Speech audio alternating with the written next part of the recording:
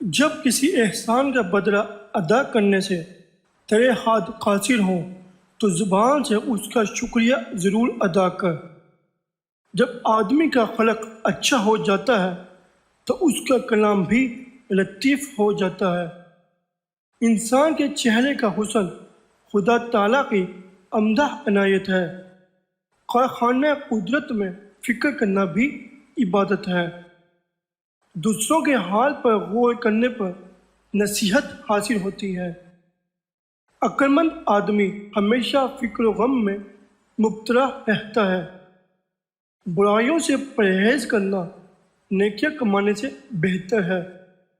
اگر کوئی قدر شناس نہ ملے تو اپنی نیکی کو بند نہ کر۔ عقیدے میں شک رکھنا شرک کے برابر ہے۔ قابل صحبت بہت کم لوگ ہیں۔ گناہوں پر نادم ہونا ان کو مٹا دیتا ہے اور نیکیوں پر مغرور ہونا ان کو برباد کر دیتا ہے۔